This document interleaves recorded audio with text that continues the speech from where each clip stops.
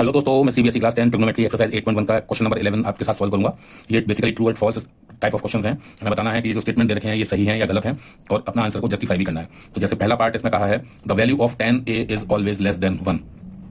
तो इसने कहा 10a की वैल्यू हमेशा 1 से कम होगी। ठीक है, तो आप अगर एक बनाते हैं ट्राइंगल जिसमें 90 डिग्री का बेस पे है ये, और ये एंगल ए है आपका। तो आपको पता है एक बेसिक मैजिकल फॉर्मूला P/B/H/B। तो 10 होता है लास्ट रेशियो होता है ट्रिग्नोमेट्रिक रेशियो, तो यानी परपेंडिकुलर अपॉन बेस, वो 10a होता है। परपेंडिकुलर आपका ये है, बेस आपका ये है। तो अगर मैं ये कहूं ये ए बी सी है, अगर ये side B C A B से बड़ी है तो ऐसी स्थिति में 10a जो होगा वो क्या होगा, B C upon A B होगा।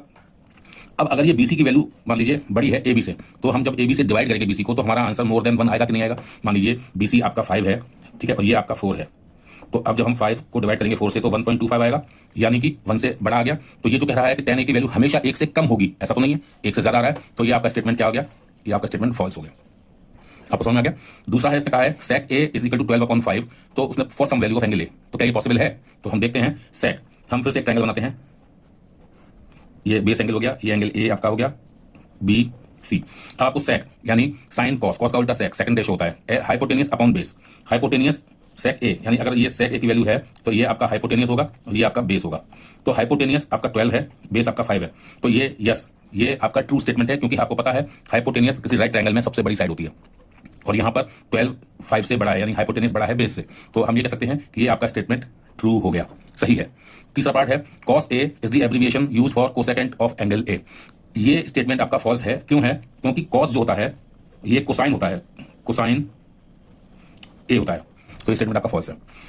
फोर्थ है आपका है cot a is the product of cot and a। cot एक जो होता है एक्चुअली cot और a का एक मल्टीपल है, प्रोडक्ट है मतलब। तो ये स्टेटमेंट भी गलत है, क्योंकि cot इंडिविजुअली कुछ नहीं होता, उसकी कोई वैल्यू नहीं होती। ठीक है, तो ये cot a जो होता है ये एक सिंगल टर्म है, पूरी क्या होती है, एक सिंगल टर्म मानी जाती है, इसलिए cot और a अलग अलग कुछ नहीं होता। तो ये स्टेटमेंट आपका फॉल्स हो गया। फिर उसने बोला sin theta is equal to 4/3 for some angles of theta, क्या ये पॉसिबल है? तो आप देखिए, फिर आपने एक बनाया 90 डिग्री का एंगल और ये आपका थीटा डिग्री एंगल है बेस पे, तो ये a है, ये b है, ये c है। अब आप देखिए साइन क्या होता है, परपेंडिकुलर अपॉन हाइपोटेनियस। तो ये आपका परपेंडिकुलर है, ये आपका हाइपोटेनियस है। तो परपेंडिकुलर आपका दे रखा है 4, हाइपोटेनियस आपका दे रखा है 3। लेकिन हम जो पता है हमें वो ये है कि हाइपोटेनियस सबसे बड़ी साइड होती है, जबकि यहाँ उल्टा हो रहा है, हाइपोटेनियस आपका परपेंडिकुलर से छोटा है, तो जो कि इनकरेक्ट है। तो इसका मतलब ये स्टेटमेंट भी आपका फॉल्स है। तो इस तरह से ये क्वेश्चंस को हम वेरीफाई किया है हमने, ट्रू या फॉल्स में। उम्मीद आपको समझ आ गया होगा। मिलता हूँ नई वीडियो में किसी नई प्रॉब्लम के साथ। बाय।